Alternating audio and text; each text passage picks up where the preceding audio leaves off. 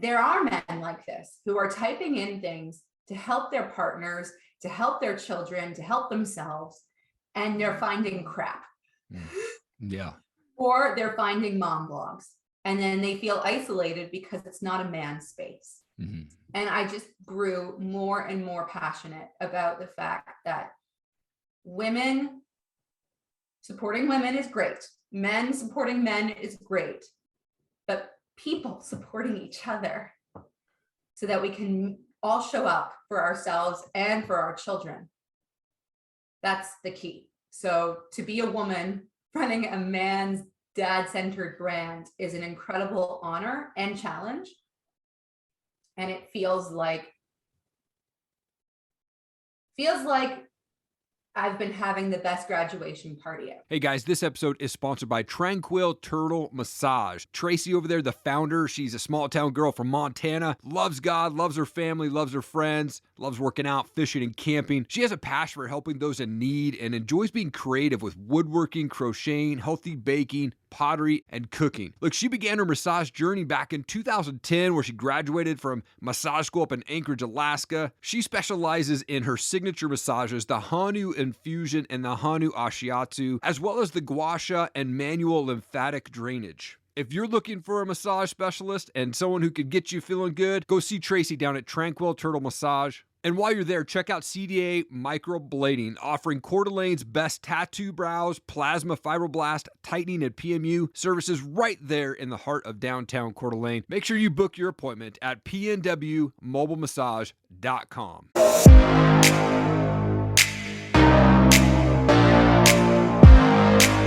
Zoe, you're a wife, you're a mom, you're also the CEO of Daddy's Digest and Schmooze Media. You're also the founder of Brand Voice and much more. Thank you so much for your time. I appreciate it. My pleasure. Thanks for having me. I'd love to go back with my guests. Like, where did you grow up? What was childhood like for you? I grew up in Toronto, in Canada, sort of midtown, not too in the action, but not too far away from the action. Yeah. And I had a very overall lovely childhood, lovely parents, wanted the best for us, did everything they could for us. And, you know, there's more to it than that, but it was pretty great overall. And always loved school, did well in school. You know, I was a pretty good kid with pretty great parents. So I'm a lucky one, very privileged. Come on. That's awesome. I mean, you're very passionate about business and family and education, creating those meaningful relationships, specifically like, you know, for parents and children, obviously. Where did your passion for these things stem from? And was there someone that maybe influenced you in that way? I think there's two people I can think of. And one is my sister. And I would say it's not my story to tell, but she went through a lot of things when we were kids. And, you know, she was in and out of the hospital and just showed up for her life. So that's one thing and one person. And the other person was my grandfather, who was a Holocaust survivor. And, you know, despite not having had any education beyond the age of 9, I ended up having a successful business where he employed lots of immigrants and, you know, really creating work and opportunity for people. Plus knowing that you have the opportunity to be there for every day. I think those, you know, those two gifts combined that I got to see really helped me to want to show up for the things I care about. I mean, your sister and your grandfather sound amazing warriors for sure in their life. You know, when it comes to working multiple businesses and being a wife and, you know, being mom, it's super tough. You know, but what are those non-negotiables that you have that allow you to spend that family time and kind of break away from the craziness of running the businesses? Non-negotiables are, I have to still like what I'm doing every day. And if I don't, I'm going to do something about it. Yeah. Because I don't step away from childcare or any of my motherly or wifely duties for something I hate. Mm-hmm. Totally. So that's actually really, really important, because if I can't show up for myself and what makes me happy, then I can't show up for them. Non-negotiables are like, I am with them in the evening from, 5:30 until bedtime. And then I'm with them in the morning. And, of course, there's things that come up, but for the most part, I really try and keep that as sacred time. And my daughter will call me out and say, "Mommy, put your phone away." But I really try and keep it away while I'm with them in the evenings and in the morning. I love that. Family time's so important. And that's why I get up at 4 a.m. 6 days a week, is just so I don't have to break into that family time, right? I can get my stuff done, personal development stuff done while they're still sleeping. And then Exactly. it's like, it's time to cut everything off. Well, and that's the thing. Like, I think I'm sort of, there's a few different mindsets I have about raising kids, and I'm just beginning to raise my kids, but it's like, I want them to understand what it looks like for someone to take care of themselves so that they can show up for others. Mm-hmm. And I want them to understand that, like, there are hard things in life. There are moments that mommy can't take away the pain. There are, right? Like, part of my job is to let them have a challenge or have a hard moment, and then they know that there's someone to fall back to, right? But not to make all the pain go away. I can't do that, and I won't do that. Yeah, man, it's so good though. It's the best way, I think, to parent and allow your kids to go through that. And my kids are 11 and 8, and we've kind of raised them to kind of hit those failures, but then realize that they can get through it, and we're there for them, and to back them up when they need it, and struggle but get through the tough times for sure. Your company Schmooze, by the way, it's the best name ever, believes that but businesses are going to be most successful when their marketing is tied to those clear goals, those purpose, vision, and mission. And I love that, not in a sense just as a business, but also in a personal life. Like, but how do you help clients get crystal clear on those items? Oh, that's a very intense question. So since we last spoke, I've actually taken more steps to distance myself from agency life. Okay. And I think that my questioning about the value I can provide through agency has been one that I've struggled with probably since the onset of the pandemic. I'm going to answer this question very honestly. The podcast that you mentioned, which is called The Brand Voice, that was my beginning of questioning what I was doing every day. And was I really bringing value, or was I just doing the same thing everyone else was doing, but at a better price point? Do I really want to be the cheaper price point company? Do I want to be a higher price point company? So what that podcast was all about was all about interviewing people, whether they were in marketing or not, to say, are the marketing campaigns you're doing truly aligned with your values? Because I just started seeing more and more things that appeared like a check mark. Like, we're going to do this campaign where we give a tree for every person commenting on LinkedIn. Every like equals a tree planted, or every 100 likes equals a tree planted. And I started being like, this is BS. Like, they're just trying to get likes to make a social thing happen, but it's not truly brand affinity. It's not truly a brand that actually stands for something, because if they stood for something, it wouldn't just be in relation to likes. Mm-hmm. And then I started questioning, how can I be the police around values, and which values and so ways of making social change are good and bad? And the more I leaned into core values workshops, which is what I did to differentiate my brand and my agency, but also because I believe if you don't know your values, you can't make good social media. I began calling into question the workshops I was running. And they write down these core values at the end of the workshop, and then we talk about how you're going to embody them. And I was like, I don't know. Am I just adding to this noise? So I had a little bit of like a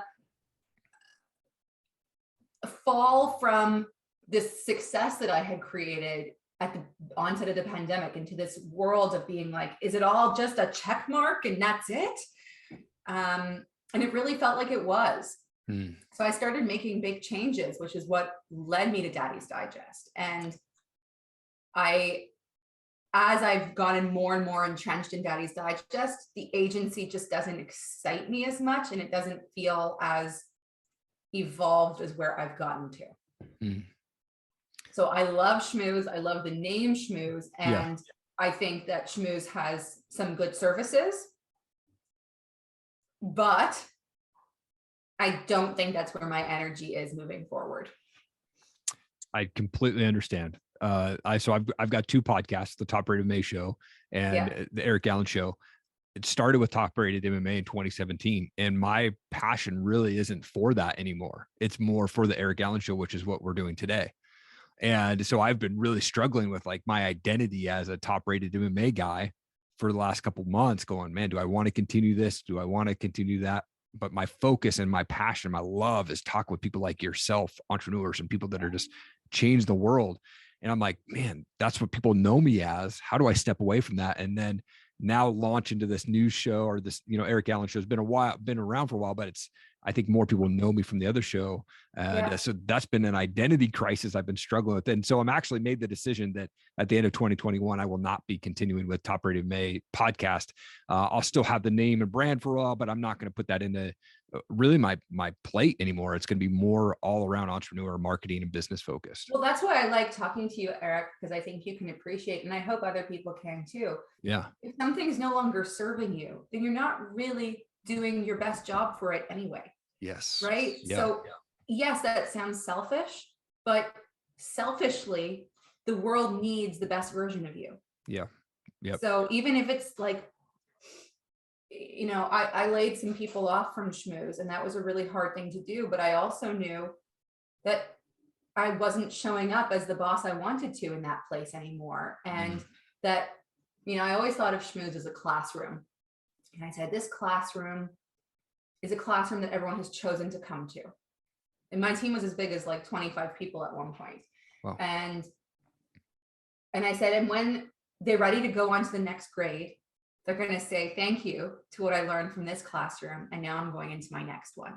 And it's, instead of it being like, okay, you're done grade 3, you have to go to grade 4 now. Maybe grade 3 in Schmooze takes 5 years, and then you go to grade 4, which is your next part of your path. Sure. But I think I graduated from that classroom too now. Mm-hmm. And I'm not angry about that. I'm not resentful. I'm grateful for the gifts that the classroom of Schmooze gave me. Yeah. And my heart's not there anymore, which is really hard to admit. And people are like, Zoe and Schmooze are very connected, but the truth is, going back to the core values. Yeah. When I emailed all my clients to tell them that I'm like shifting away and I'll be available for consulting and a couple of small projects, but I don't want to, we're sort of closing down the large ongoing operations with the larger clients. No one was surprised. They were like, that's great. That makes sense. So the fear of what people are going to think is way bigger, I think, in your own head than it is once you actually do it. I'm dealing with that fear right now, because I have not actually publicly said that to anybody except for my wife, that I'm going to shut this thing down. So that's a big deal for me to like do this sign-off episode, at the end of this year. So it's kind of interesting. Yeah. It's like, hey, 2021 and from whatever year you started it to now, thank you.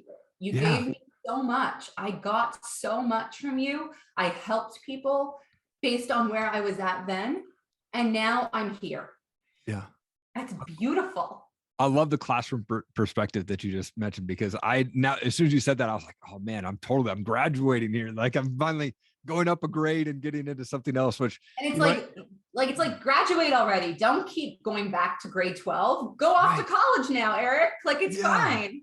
Yeah. I've got 3 episodes left at this point to edit, and I don't have any more to record, but I'm like dragging. I'm going, man, but I want to hold up my end of the deal. I interviewed these guys. I'm gonna put it out, but I'm like, oh, I got to go edit these shows. So consider at the end of you editing those 3 episodes, holding yourself a graduation party. That's right. Absolutely. Absolutely. I wanted to shift real quick, because you got this amazing thing. Now, you came on board with Daddy Digest in March of this year. You're the CEO there, which is an amazing website. There's so much good stories and stuff on there for just men and dads in general. Like you don't have to be a dad to get value out of that website. But for people who don't know, like how did all that come together, and what's that website about? Yeah, so now that you know about all that stuff that I just talked about, I think it's important. Everything pointed to this new future for me. when I was questioning, this, is marketing good? Am I doing anything good? Am I proud of who I've become? At the onset of the pandemic, I wrote a children's book called ABC, Stay Home With Me. And all the books and the people who contributed did it by, as a charitable project. And we were able to donate tens of thousands of dollars to frontline workers. Wow. And I was a teacher first and an English major in university. So I felt very full circle, like, wow, I didn't leave teaching for nothing. I wrote a children's book, published it, made lots of money, and gave back to the people who are protecting our families. And it was like a punch in the face because I was like, oh, I can do what I initially wanted to do, which was opening people's minds through literature, through words. And I thought agency was my way of being able to do that. Like, I was like, ooh, marketing is education and storytelling and business. And those things are true. But taking another step into publications, I knew I had to keep going down the path of amplifying voices, right? Amplifying art, amplifying, helping people to show up for their kids. And one of the people who bought the children's book is the founder of Daddy's Digest. Come on. So it was extremely organic. Yeah. And we just started talking about parenting and what it meant for me, for my husband to show up for me as an entrepreneur and wife and mother, how empowered he is, how confident he is in his own feet, in his own shoes as the husband of someone such as myself, which is a very independent and passionate woman.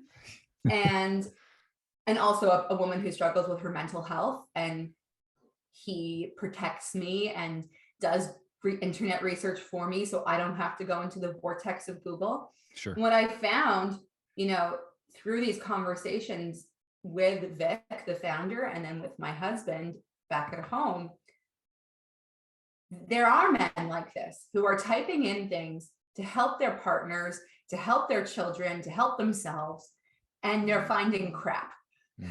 Yeah. Or they're finding mom blogs, and then they feel isolated because it's not a man's space. Mm-hmm. And I just grew more and more passionate about the fact that women supporting women is great. Men supporting men is great. But people supporting each other so that we can all show up for ourselves and for our children. That's the key. So to be a woman running a man's dad-centered brand is an incredible honor and challenge. And it feels like I've been having the best graduation party ever. Come on. Yeah. So good. Now, being a woman and then running Daddy's Digest, I'm just curious, like, did you have people telling you, no, you shouldn't do that, or you should do that, or, don't go that route because you're a woman and trying to take over Daddy's Digest? Or internally, did you have fear or Yes. voices going, yeah, you I can't would say it was less the voices of the public. It was my own being like, oh, people are going to hate you. Like, right. How dare you try and claim this space that belongs to men? And I'm like, no, Zoe, you're not claiming it. You're amplifying it. Yes. You're using your genius yeah. to help amplify a conversation, first of all, that already exists. And second of all, to be almost that gatekeeper, of saying like, hey, I don't know, this one man said to me, he's like, you're trying to make men more feminine. And I was like, no, I'm trying to help men question why they think talking about their feelings is feminine. Yeah. Because it's not. Mm-hmm. It's human. And to be able to express what you're going through and know that it's helping someone else, whether that's for some people, that's a religious thing, right? It's a godly thing to do. For other people, it's a therapeutic thing to do. For other people, it's a releasing thing to do. Whatever your reason is, telling your story and letting it help others.